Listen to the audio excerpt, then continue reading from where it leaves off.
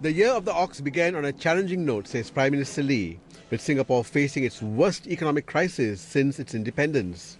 But Singaporeans made a collective effort to find practical solutions to tackle the crisis. Mr. Lee emphasized that it's because Singaporeans responded as one people that the country has prevailed from the economic crisis. But he cautions that Singaporeans must continue to remain vigilant in the year of the tiger. That's because, although economies have stabilized, there still could be some surprises and close calls.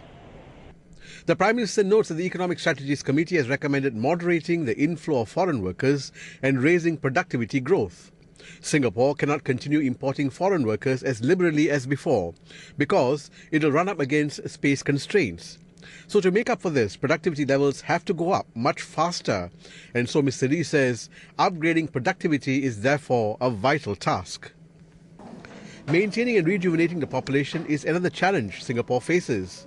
Despite all efforts, the Prime Minister says Singapore is producing far too few babies.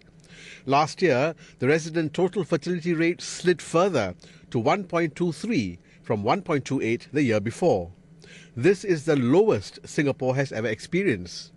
For the Chinese, Mr. Lee says the TFR was even lower, going down from 1.14 to 1.09.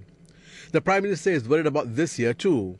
That's because some Chinese couples prefer not to have children during the year of the tiger due to superstitions against children born under this animal sign. Mr. Lee feels regardless of the zodiac sign, Singapore must remain a good place to have and bring up children. Concluding, he hopes that Singaporeans will recall how important families are to them, rejoice that the people have united to overcome a very major challenge, and resolve to make the best of the year ahead.